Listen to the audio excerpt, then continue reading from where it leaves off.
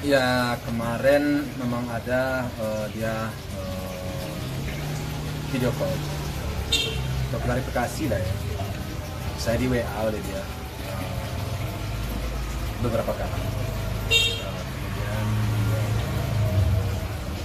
terjadi video call. Mah yang penting baik-baik aja, aku nggak akan ada balas-balas harus ngomong gimana. Aku pokoknya hidup penuh damai, saling memaafkan dan cinta semua. Memang di situ ada terjadi keterlambatan sedikit aja dia klarifikasi. Nah, sehingga penilaian sudah kemana-mana, itu aja. Tapi antara saya dengan dia dan dia dengan kami nggak ada masalah.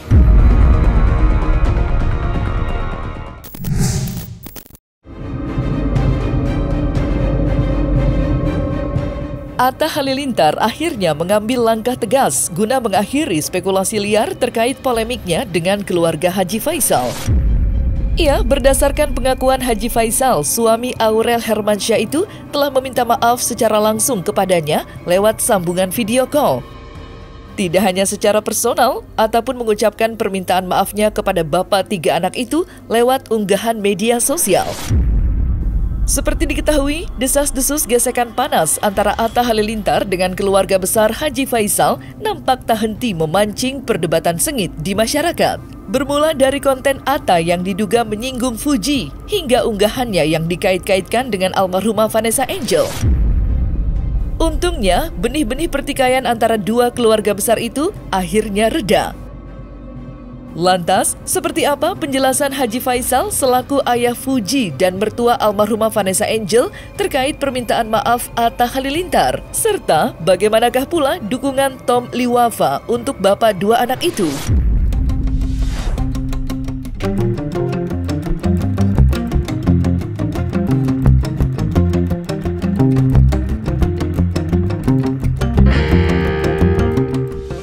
Ya kemarin memang ada dia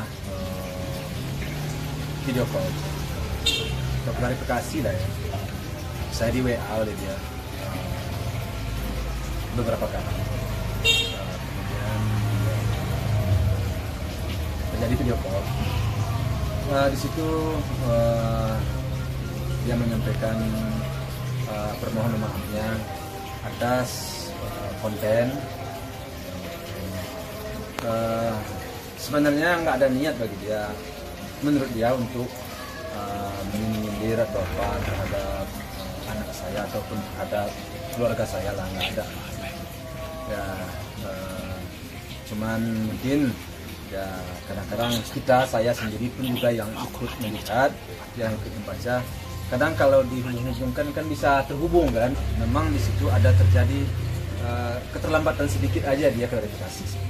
Nah, sehingga penilaian sudah kemana-mana, itu aja. Tapi antara saya dengan dia dan dia dengan kami nggak ada masalah, ya, terlambat aja. Dan dia sudah tadi sudah menjelaskan bahwa itu memang tidak ada niat untuk menyindir dan untuk menjatuhkan, nggak ada. Ya, saya juga paham, karena saya sudah pernah berhubungan dengan dia.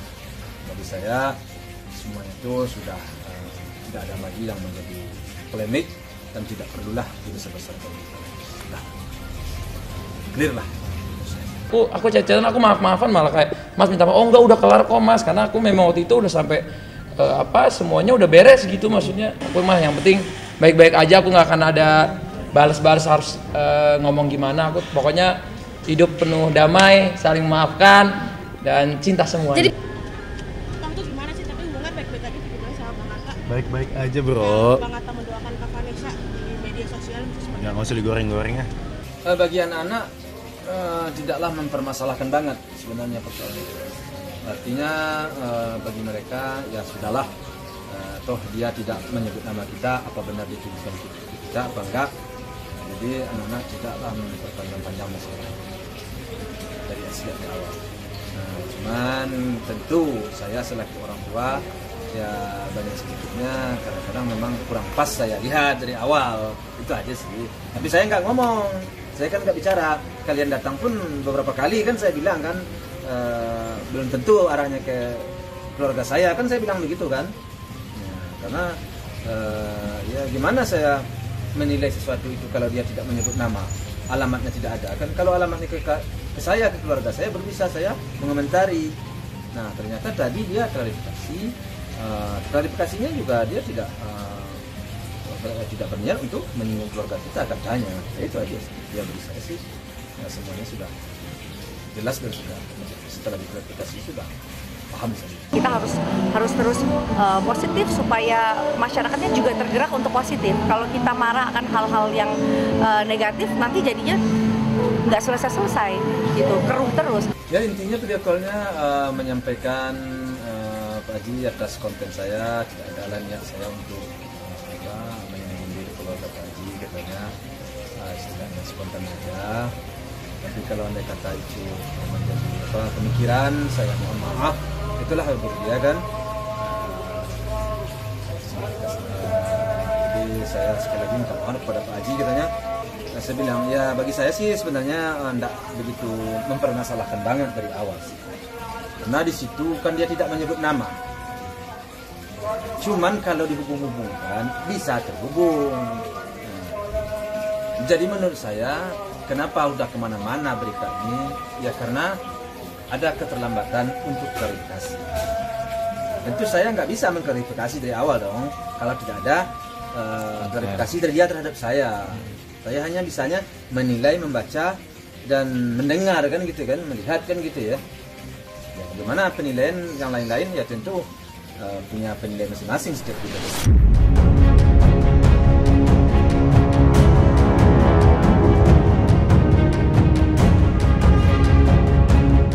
Tidak dapat dipungkiri memang, sebelum adanya permintaan maaf dari Atta, polemik itu telah berkembang liar dan merembet kemana-mana. Buktinya, Atta Halilintar langsung kebanjiran hujatan dan cibiran yang mirisnya ikut menyeret sang istri tercinta. Hari demi hari berlalu, semakin banyak netizen yang ikut menyuarakan kekecewaan mereka lantaran merasa Atta Halilintar kurang memiliki rasa simpati. Menariknya, berkembang panasnya polemik ini bahkan sampai mendorong Anang Hermansyah dan Ashanty untuk angkat bicara. Lantas, seperti apa tanggapan Anang Hermansyah selaku ayah dari Aurel menyikapi maraknya perdebatan sengit karena unggahan Atta? Serta bagaimanakah pula kondisi Aurel saat ini?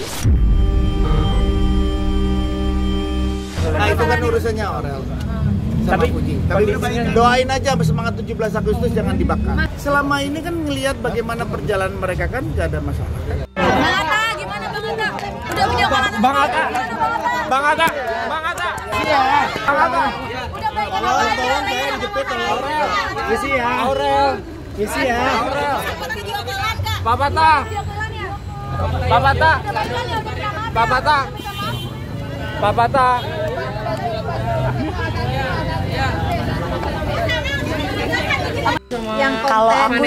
Kalau aku yakin nggak mungkin mereka maksudnya mau nyindir siapa menurut aku harusnya sih nggak gitu ya. Mungkin ada salah paham atau gimana aku nggak ngerti juga, belum ngobrol juga. Itu udah dijelasin fitnah tadi.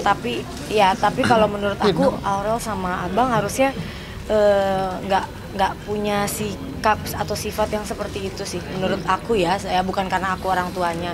Tapi nanti coba aku tanya lagi apa permasalahannya karena jujur bener-bener lagi nggak.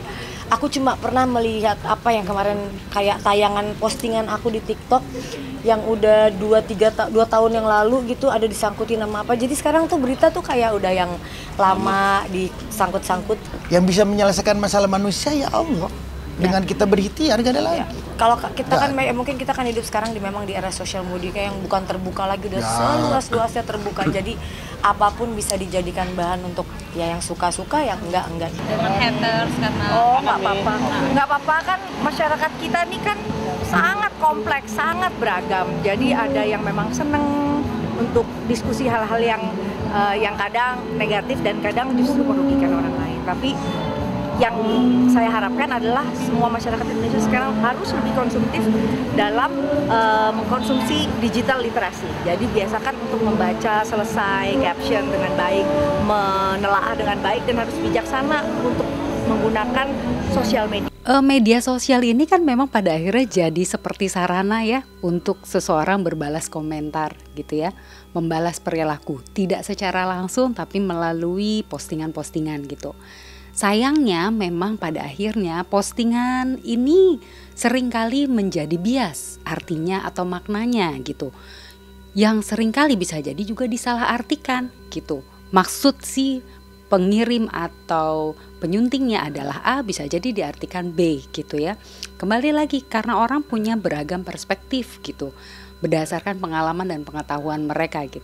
Jadi ya kalau bisa memang hati-hatilah dalam membuat postingan. Kalaupun memang punya sedikit masalah, konflik ataupun perasaan-perasaan tidak enak gitu terhadap seseorang, ada baiknya memang menyatakan secara asertif gitu dan persuasif secara langsung kepada orang tersebut, memastikan atau paling tidak meminimalisir supaya tidak disalahartikan baik oleh orang yang dituju atau oleh orang lain. Mungkin kenapa kakak sekarang jadi lebih sensitif pastinya karena punya anak gitu. Kalau di saat kita udah punya anak tuh pasti kita kalau menghadapi hal-hal yang kayak gini, apalagi khususnya mungkin kenanya ke anak, pasti rasanya tuh jadi lebih berbeda dibanding kalau ke diri kita gitu. Jadi ya aku rasa aku belum benar-benar ngobrol sama dia tentang hal ini gitu. Jadi aku karena kemarin benar-benar 2 minggu fokus ke ujian disertasi aku. Gini, intinya gini, apapun yang sekarang mungkin lagi jadi suatu berita, ya baiknya kita hadapi secara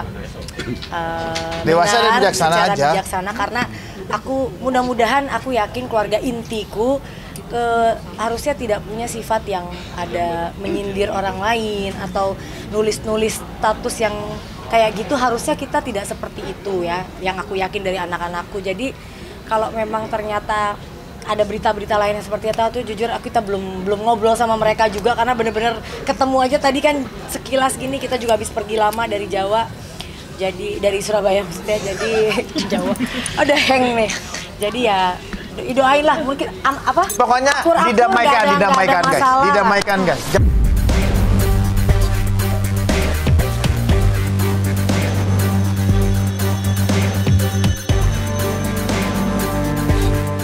Sementara itu, tekanan besar yang berakar dari unggahan Atta nampaknya begitu berpengaruh bagi Aurel. Bagaimana tidak, namanya langsung menjadi sasaran empuk bagi netizen yang ingin menyuarakan kekecewaan mereka. Buktinya, keikutsertaan Aurel dalam Jember Fashion Week dan kontennya mempelajari teknik DJ langsung panen cibiran dan cemooh pedas. Mirisnya lagi, segelintir netizen bahkan tak segan membawa-bawa problematika rumah tangga Anang Hermansyah dan Krisdayanti. Meskipun kejadian itu telah terjadi belasan tahun yang lalu dan tidak memiliki keterkaitan apapun dengan polemik saat ini. Seolah tak mampu lagi menahan rasa sakit hati, Aurel Hermansyah pun menuliskan sebuah pesan yang begitu menyayat hati.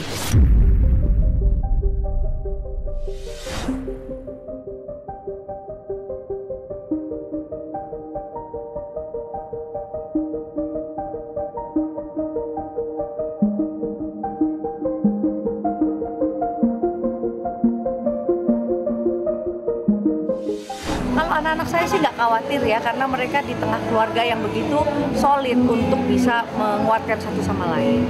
Apalagi anak-anak udah biasa hidup dengan orang tua yang sudah masuk dalam satu industri yang bedanya sekarang era teknologi. Jadi mudah-mudahan sih semuanya bisa lebih legowo ya, yang namanya haters atau haters followers sama aja, semuanya harus dianggap positif. Asli kemarin gue waktu lihat foto dan video nih istrinya Kibil KW waktu ikut Jember Fashion Show, gue ngakak ya. Aduh, orang mah kalau ikut fashion show tuh ya nakar diri ya, berkaca dulu bentuk badannya gimana, baju yang akan ditampilkan itu gimana, cocok atau enggak, riasan juga gimana, aksesoris gimana. Jangan main asal pakai dan tubruk aja. Lihatnya itu aduh aneh gitu ya. Seperti BA, DUT yang mau ikut karnaval atau yang mau ikut sirkus gitu ya, terus mukanya ya ampun lebih tuwir ya dari umurnya ya, dengan udah dipermak sana sini aja masih tetap ya gitu deh, jatuhnya kayak empok-empok ya. Tapi saya justru salut Aurel pulang ke kampungnya untuk mensupport satu event yang memang sudah established dari dulu kala, dari dia kecil sampai sekarang, dan dia mau kembali untuk daerahnya. Dan Aurel sangat mensupport makeup artis lokal. Itu kan tanpa disadari itu mendukung kearifan lokal, justru harus didukung. Kadang ya itulah plus minusnya. Jadi harus memberikan hati dan ruang juga untuk kesempatan putra-putra daerah untuk maju. Ya nggak apa-apa ya. Makanya actionnya adalah bagaimana mengajak para netizen Indonesia untuk lebih bijaksana dalam mengkonsumsi sosial media, apalagi kita harus memberikan penguatan dalam hal literasi. Ini kan jangan sampai kita mengalami penurunan dalam hal ini. Kita harus terus positif supaya masyarakatnya juga tergerak untuk positif. Kalau kita marah akan hal-hal yang negatif, nanti jadinya nggak selesai-selesai gitu, keruh terus. Tapi kita menilai bahwa ini adalah dorongan supaya masyarakat Indonesia bisa lebih terbuka, menilai, boleh pakai sudut pandang negatifnya, oh ini terlalu kurang ini kurang itu, tapi dari segi positifnya harus juga dibantu dengan sosialisasi kayak begini gitu loh, bahwa kita harus membantu makeup artis lokal misalkan. Kalau masalah nggak cocok ya namanya juga baru sekali makeupnya gitu, nanti dari kekurangan itu orang akan belajar. Saya juga banyak kok menerima DM terkait anak-anak, tapi saya selalu bilang terima kasih atensinya buat anak-anak saya gitu, artinya audiens juga akan merasa senang kita memberikan atensi. Kalau soal itu sih saya sayangkan juga ya, saya sayangkan artinya seharusnya hal itu tidaklah terjadi ya. Tidak telah terjadi ya, seharusnya ini mungkin akibat membanding-bandingkan juga ya. Jadi seharusnya janganlah sampai seperti itu. Saya sih merasa nggak nyaman juga saya sih sebenarnya. Artinya ada fansnya anak saya menghujat yang orang lain. Saya sebenarnya nggak merasa nyaman juga saya, nggak merasa senang juga saya. Karena apa yang dibikin oleh orang lain itu kan belum tentu juga kayak anak saya. Tujuannya ya namanya hidup kan banyak ya. Namun tentu saya tidak punya kemampuan dan kekuatan untuk berbuat lebih. Tapi saya tetap tidaklah termasuk yang menyenangin menghujat pihak lain atau menghujat seseorang dalam media sosial. Saya nggak suka saya seperti itu.